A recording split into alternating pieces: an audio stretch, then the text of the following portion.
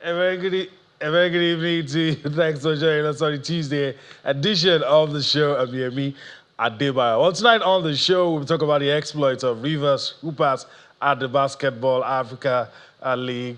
And of course, we will also be looking at what's happening on the domestic scene, talk about the Nigeria Women's Football League. A champion has emerged. We'll talk about that. We'll also talk about the Nigeria Premier Football League as it continues to wind down match day 33. We'll get our focus. We'll be doing a review of what went down in the Nigeria Premier Football League, I must say. And of course, we'll also be having a robust conversation, hopefully, with, of course, a Nigerian British sports personality. Let me keep it on the wraps for now, but that's what you will be viewing. So that's the outlook of the show. It's a two-man show. My colleague Austin Okon-Akpan is suited and ready as we take on this trip across the money-spinning world of sports. Spotty greetings to you, Yemi, and of course, everyone joining us on the show tonight. Still an action-packed world of sports. So much happening, despite the leagues, winding down in Europe. There's still so much to talk about. Back home in Nigeria, football all the way. Edo Queens, champions of the Nigeria Women's Football League. We're also talking about what went down on match day 33 of the Nigeria Premier Football League. As you know, Yemi, it was a good outing for Aqua United. They are now showing us that they want to stay in the league. You also mentioned that we have a sports personality in our midst. We're celebrating Africa Day, but giving priority to women. And I love it so much because we keep saying it that when we empower women, we're empowering nations. All right, that's it. But with us in our Lagos studio, Kehinde Idris joins us now. Greetings to you, Kehinde. Thanks for finding out time to be with us on the show tonight. A lot to pick from. But first, let me welcome you. And I must say, it's been a while. It's been a while. It's good to be here. I wasn't here last Tuesday, so glad to be here. And also, the moment I came in, I went through the rundown, and it's quite interesting. Like I said, there's something about women's, sports, especially in Nigeria. They find a way to always give us joy. And I think the NWFL, with, the stops and all, still end up to be a beautiful, beautiful season. I know we'll talk about that, but it gets me excited. All right. I don't know. Let's just start. Let me yield to Austin. It's a fluid situation. Let's see how we start. We start off, we talked about the women, and a lot of time will be devoted to them on the show tonight. So choose your pick. We'll start with football or whichever way we want to go tonight. But interesting to talk about the ladies and spotlighting them for all they've been doing in the world of sports. So, Yemi, the rule says ladies first. So you and I, we won't break that rule tonight. You mentioned that we've got a British Nigerian standing by. She's an absolute sports superstar, and we're celebrating the Africa Day and the focus. This is actually the 4th year in its celebration. And so what they have done, they have launched a campaign that says, made by Africa, loved by the world. And this year, when they're using it to celebrate women. And I love it so much because each time we have an opportunity to celebrate women, they beautify our world. And same thing they do in our world of sports. And I love it so much. That's why tonight, we want to talk about this campaign that says made by Africa, loved by all, a celebration of Africa Day. And we've got Eniola Aluko joining us right here. She's in London with me and she joins us live on the show. Good evening, Eniola. Welcome to Sports Tonight. Good evening. Good evening. Thank you so much for having me. I'm very happy to be joining you from London, obviously, and then the guys in the studio back in Nigeria. So yeah, thank you. Thank you for having me. Awesome. Thank you so much for joining us on the show. And look, we just can't stop celebrating women. And you're one of the good icon to look at women and say, look, we need to do more for our women in this society. Let's put Africa into context. How important is it for us to empower and celebrate women? I mean, I think it's so important. I think women are the heartbeat, are the backbone of African culture, of African progression, of African success. And so it should be, the natural course of what we do is to continue to empower, support, uplift women. But also, in my world, it's about providing the resources and infrastructure for female athletes, African female athletes, to flourish. That's what I fundamentally care about. We have the talent, we know. We have the brains, we know. We have everything that we need. But ultimately, if you don't have the infrastructure in sport for both young girls and professional players, then we would always come short. So I think that's really important to say, is that we need to continue to keep an eye on the infrastructure that is provided, the support that's provided for female athletes, to continue to flourish. Let's talk about, yes, by the way, we're celebrating Africa Day. Let's talk about this Made by Africa, Loved by the World campaign. And tell me more about it. Yeah, so it was a brilliant campaign, and Meta Africa approached me to do it as the first Nigerian female in diaspora in London to be spotlighted amongst other women. I think there was a woman from Kenya, there was another woman a dancer from South Africa, and another lady from Egypt. And I was honored. I was very honored and proud because there's so many amazing Nigerian women, and they chose me.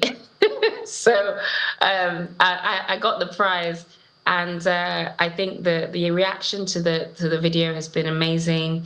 I've received so much love from not just Nigerians, but West Africans all around Africa, and that pride, that collective pride that I think we share in our journeys, particularly for me in diaspora, is something that I think is a shared experience.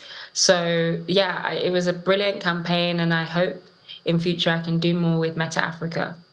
Yeah, Eniola, we'll need to find a time where we go to Lagos, Nigeria. In fact, Nigeria as a whole, and inspire young women with your story. But let me hand you over to my colleague Yemi in Lagos.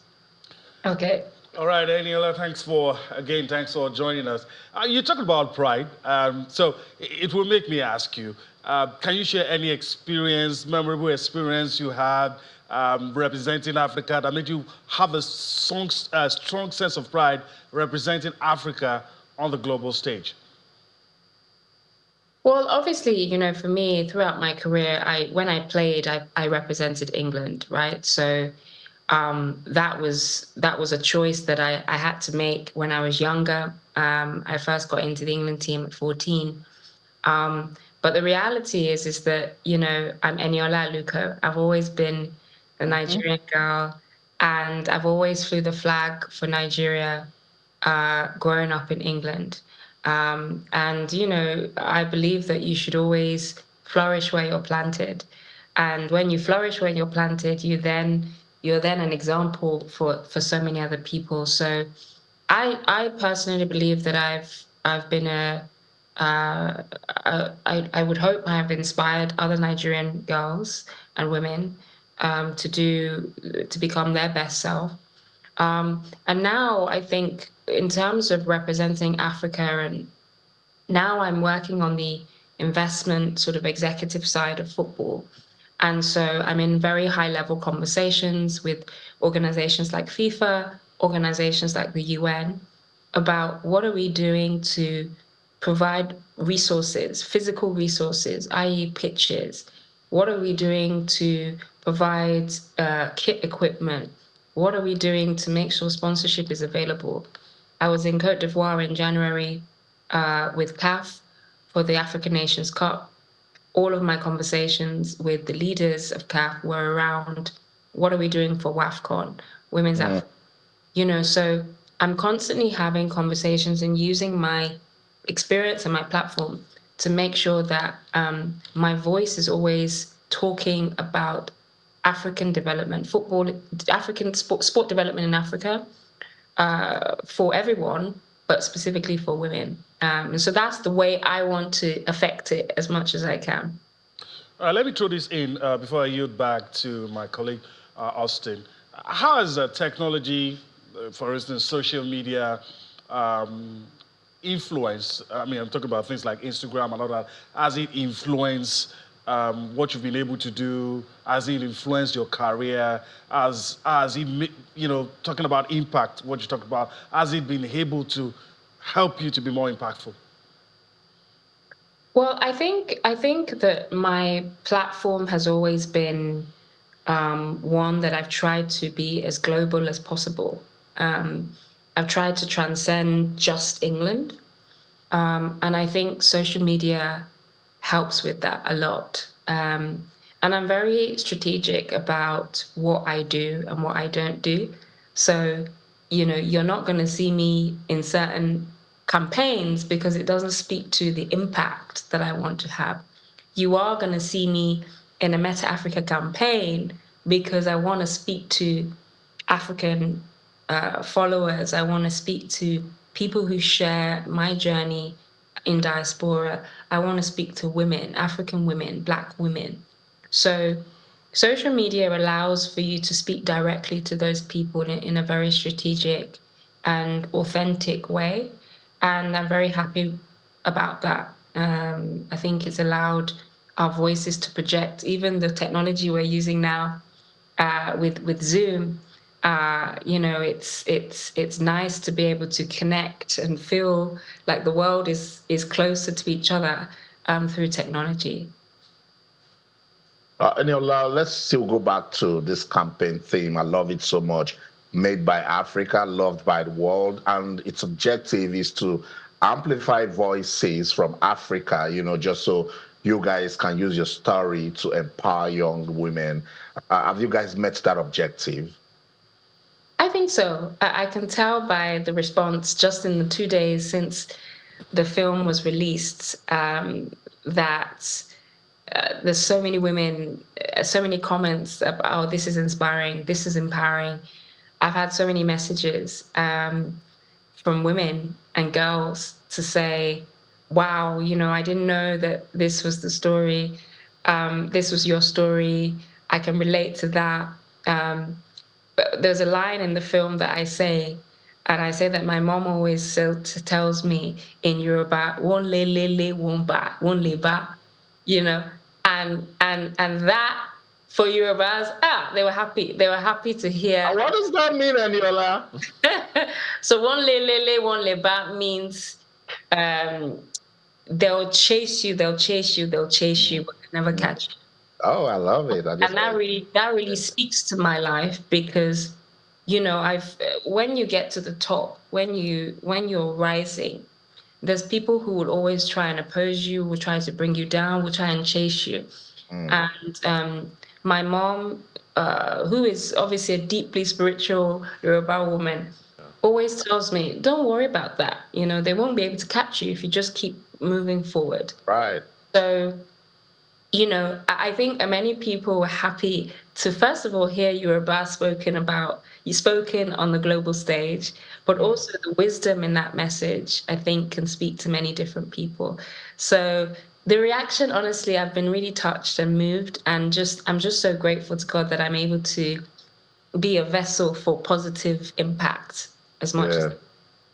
Yeah, my next question was going to be how much of a Nigerian are you? But after one little, I don't know. I had to tear that question out of the way. But Eniola, I like it. I like that you represent Nigeria so much. How much of the Niger spirit do you use in operating daily? And how inspiring is it for you to get out there knowing that you've got a Niger spirit in you?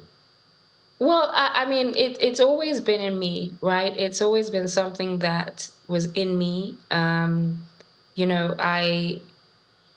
consciously every year tried to come back to Nigeria as much as I can within the time that I have. I was last in Nigeria in December, and I made sure to not just, just do the comfortable things. I went to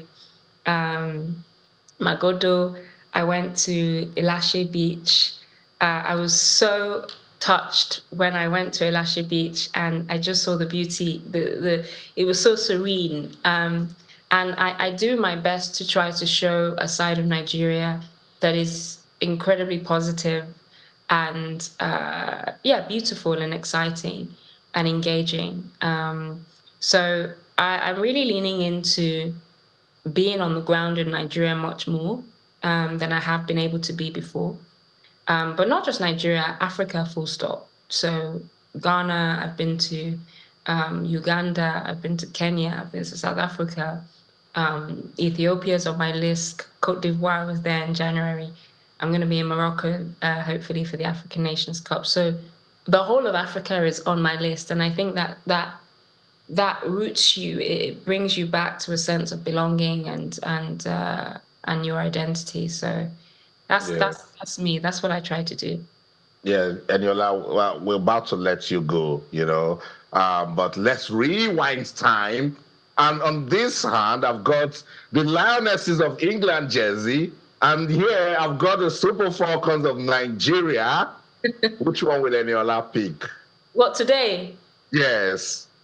That's a tough question. That's a tough question because I think, look, I would. My brother chose to play for Nigeria, right? And I remember feeling like, I wonder what it would have been like if I chose to play for Nigeria. But the reality is that, and I think I said it at the beginning of the top of the show. The reality is that the infrastructure for football, women's football, just has not been there, right? Certainly when I was younger, it wasn't even an option, really. It genuinely wasn't an option. So the option that you've just given me, if it was an option today with an infrastructure that allowed athletes to be athletes, I would choose Nigeria. But it's a big if, and that's what we have to work on. That's what we definitely have to work on. So sorry if it's a convoluted answer, but with a good infrastructure, I think Nigeria would. I think a lot of football players, Bukayo Saka, all these guys, I think a lot of them would choose Nigeria if we felt that it was much improved. So that's the task. That's what we have to try and work on. Yeah. How will I know you were a good footballer if you don't dribble me with that question? It's okay. I'll take it. I dribbled. I mean, do you want to be dribbled also? I'm good. Let me keep my pride intact. I don't get dribbled. We've loved everything that she's told us. It's revealed a lot. So from here, I really don't have much. She's been revealing. And from here in Lagos, it's been nice having Eni on the show. Thank you so much. Thanks for having me. Thank you. Thank you so much for your time. We're both in London, so we need to extend this conversation. I'll come to you, and then we'll get the conversation going. Thank you so much, Eniola Aluko, for your time on the show. Thank you for having me. All right, so that's it. British Nigerian and Yemi and Kende Idris, after listening to her, and she spoke Yoruba and interpreted it, I can just take out the British and just leave Nigerian. I think that was a good part, not just saying the Yoruba, but interpreting it. That means you understand everything you're saying. And there is one message I want to give Eniola. Wherever the Nigerian is around the world, whether you're in Australia playing for Australia, as long as you've got a Nigerian root, Nigerians root for you every day. And while you were playing, Nigerians are out there saying, Eniola scored yesterday. Not because she scored for Nigeria, but because she's a Nigerian. Bukayo Saka, Nigerians feel like Bukayo Saka is doing everything, and there is a Nigerian name in there, so we love you, we support you. Israel Adesanya, Anthony Joshua, you can continue to mention the names. Whether you're doing it for us or not, we love you because you're a part of us, and that's a message from all of us. It's time to talk some basketball, and I don't know what else to say. Rivers Hoopers just keep blowing our minds, punching above their weight, and I mean, I've run out of adjectives to describe their exploits, what they've been able to do. And again today, of course, they took a step forward, and the unthinkable is almost becoming achievable, and we'll talk about that. I'm going to go across in a bit just to make you feel what they've done, and of course, we're going to let you see some of the pictures, but I mean, some weeks back, we had the coach of the team on our show. He talked about it. He talked about the fact that even they themselves didn't expect them to do this well. And we're all celebrating. There's a buzz everywhere now. We're all talking about Rivers Hoopers. Let me just quickly go across and talk about Rivers. But okay, let me get your thought. Austin is very eager to talk about Rivers Hoopers. I'm eager as well. I don't think we've had this conversation. Did you expect them to go this far? Nobody expected them. Trust me. Even while the team were having their setup, they were just hopeful. Like they always say, that's the last thing to leave a bean. Hope. And I think 2 weeks ago, we had the media officer. Let me confess. Okay. I don't know if it was you or someone else were listening to games we thought they were going to lose. Yes. But it wasn't me. I know I watched, yes. let me go across quickly. We had the media officer right here. Yeah, I know. On the show. Quarterfinal result, like I said, the unthinkable is almost becoming achievable. And they're taking one step closer. Quarterfinal result right there on your screen. Rivers Hoopers of Nigeria on the line. Rivers Hoopers of Nigeria, of course, beat US Monastir, the Tunisian team. Before this game was played, you probably think they're going to blow out. It's going to be a blowout. They're going to beat the Nigerian team. But guess what? It didn't turn out to be that. And in the semi-final, it's very exciting to think about our team playing in the semi-final, and Rivers Hoopers will be up against Halali Tripoli. Let me go to Austin now. Nobody will tell me they expected them to go this far. If anybody says that, I know they're lying. But now they've done this. We're expecting more. That's what it is. When you build momentum, you must sustain it. Particularly that we weren't expecting this, and now you've given it to us. We need to keep asking them to give more. This is beautiful. They're now in the semifinals, and what a story against US Monastir. I remember when we spoke to Coach Adaudu, I mentioned it when we spoke to Queen and even Mohammed, who joined us from Dakar, Senegal during the Sahara playoffs. I said it there that when US Monastir needs to win, they win big time. And you know what, Yemi and Kende, they were riding on a 4-game unbeaten run when they lost to Rivers Hoopers. I have been apologizing, and I'm still saying sorry for not believing in this team. Nobody will blame me.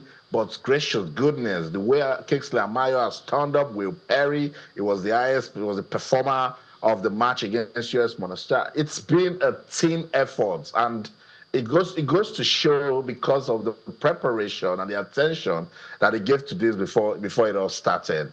That's what Eniola just talked about. That's what Coach Adaudu said too when he was on the show.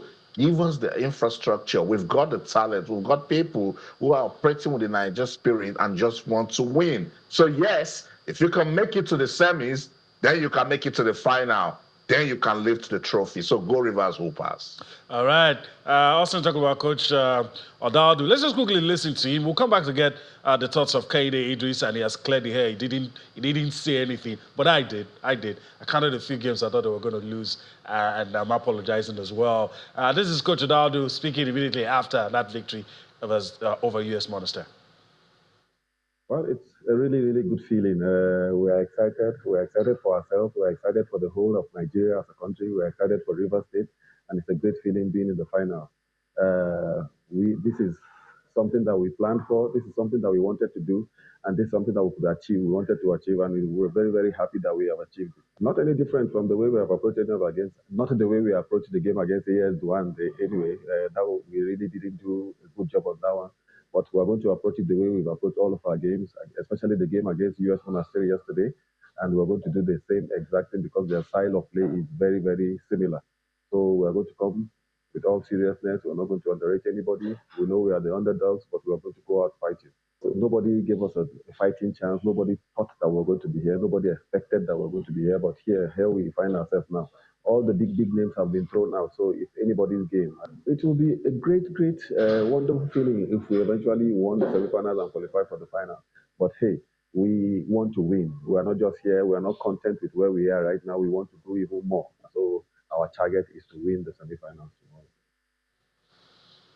tomorrow. All right. Okay, we're talking about some things that we can share with the audience, but let me keep it at that. The coach. Yeah. There's belief now. Yeah. There's conviction, the way he speaks. Yeah. Look, you can't bet against them at this point. You can. There is something about a management who shows support to the coach. I'm not saying every coach is good, but so many times where failure also comes from the coach's side is the fact that there is this Trust vacuum. is not there. Yes, no proper connection, trust from the management for Coach Odaudu.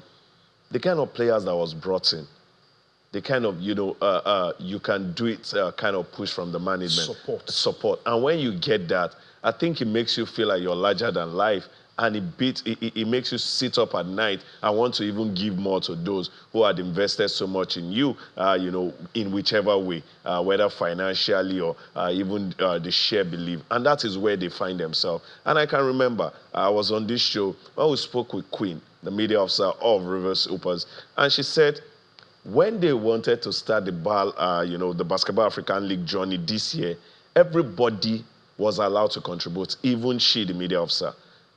So it wasn't a case of some management just felt we know a lot of basketball, so this.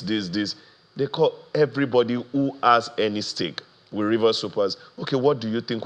And there were some names that were mentioned that she was the one who knocked out those names. This person will give us a good game, but can break the dressing room.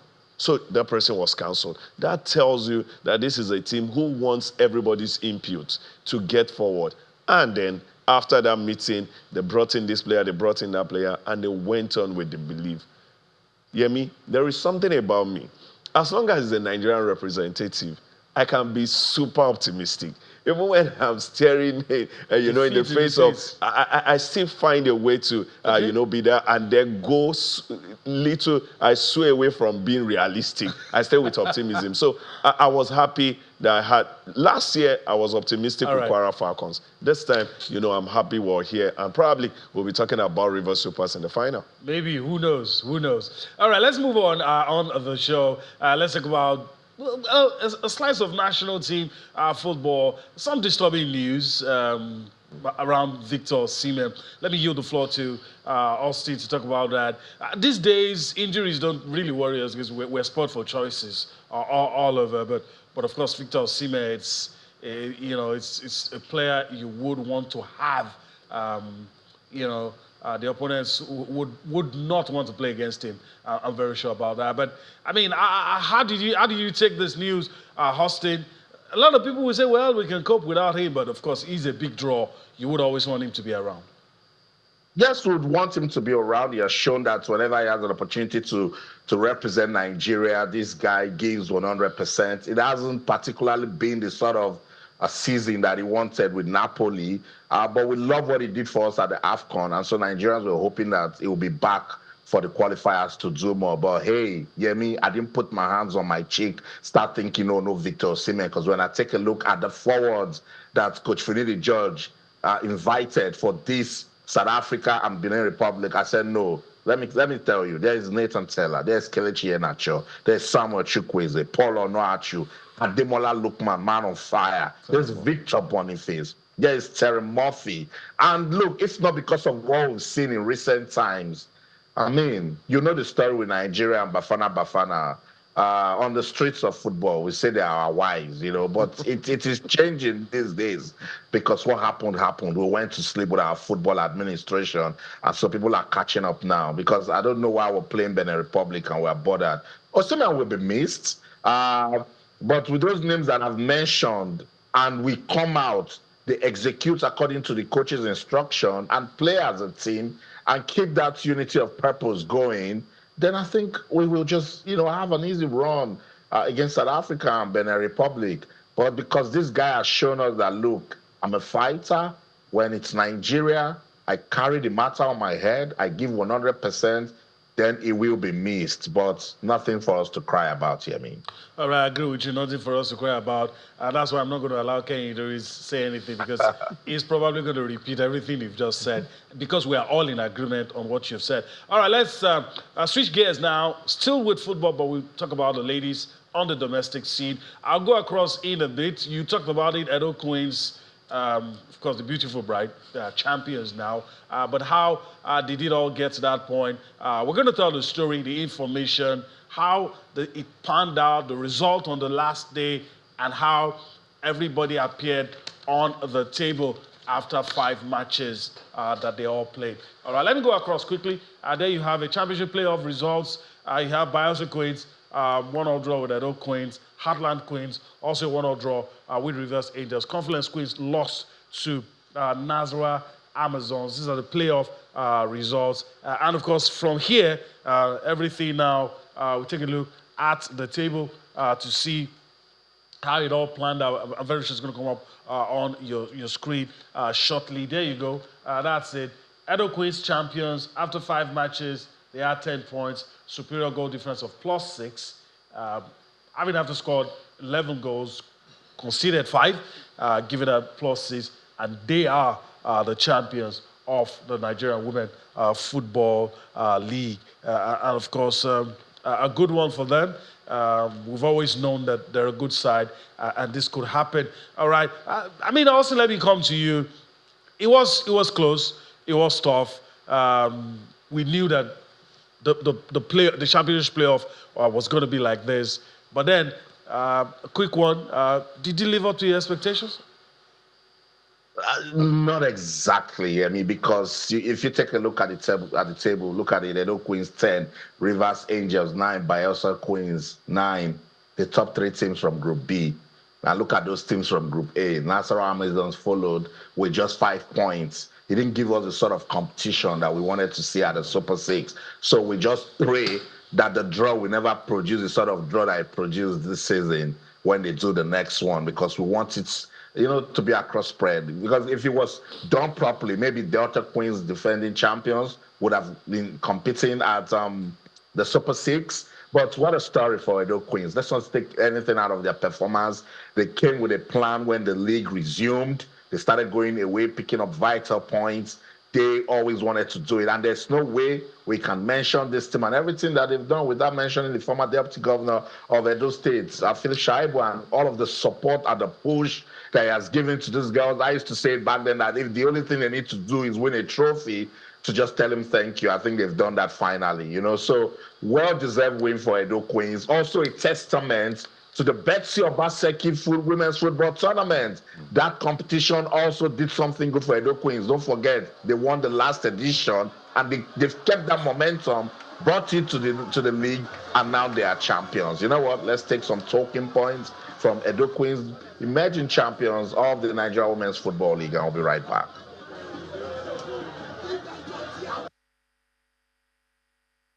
Well, I agree with you that Nigeria female league is the best. It's highly competitive. I wish them the best of luck, but I'm highly disappointed in the other way, because we got scoring chances, but we couldn't bury them. Football is about goal scoring. If you don't score, you can't win. So my girls did well. They gave their all, but it wasn't good enough. I just want to appreciate Edo Queens. Good luck to them. I want to thank the state government of Edo, and I want to thank all the people of Edo for believing in me that I can do it after Asaba. Asaba was a disaster, but when they believe in you and they gave me another opportunity to lead the team, I just want to thank God that they gave me all the free hand, and I recruited the players I want, and the players listened to me. And hard work, dedication pay off. The clubs we have the heart to go very far. And it is our responsibility as NWFL to actually give them the opportunity to raise their standards, which we will do. That's why our strategy is Women Football Rising. We have nowhere else to do but to rise and go on.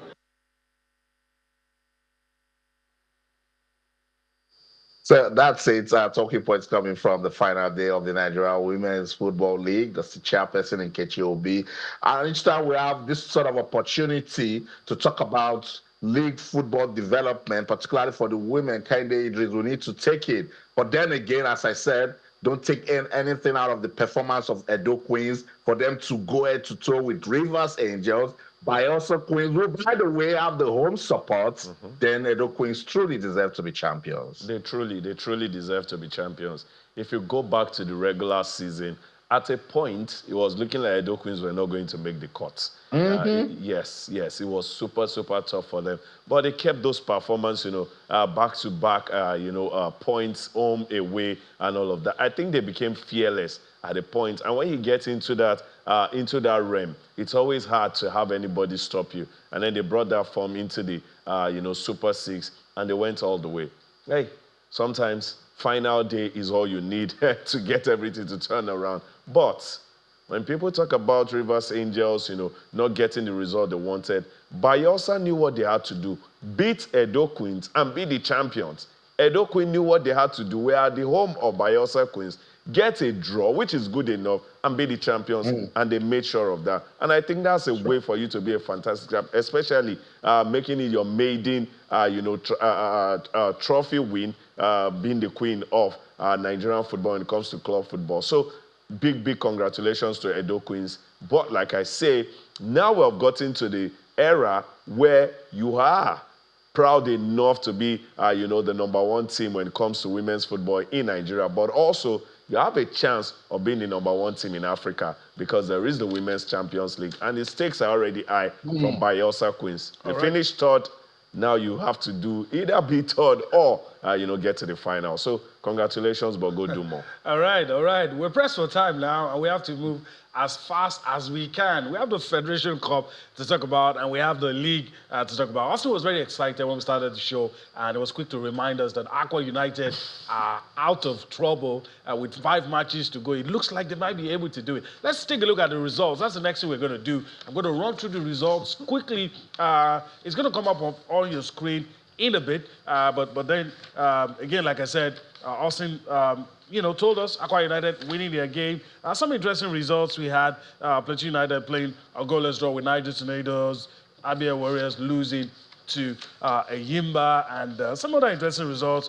Kwara United beating Remo Stars. Enugu Rangers hammering Bayelsa United 3-0.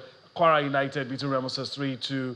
Katsina United and Shooting Stars playing a 2-2 draw. Abia Warriors, like I said, losing to their city rivals, of course, Ayimba. Some other results on match day 33. Very interesting matches played. Kano Pillars beat Doma United 3-1. Sunshine Stars and Bendel Insurance played out a goalless draw. We don't have time, but Austin, I can't take your shine. You have to talk about it, and pictures will show while you're talking. Aqua United going away and getting the results. Were you expecting that?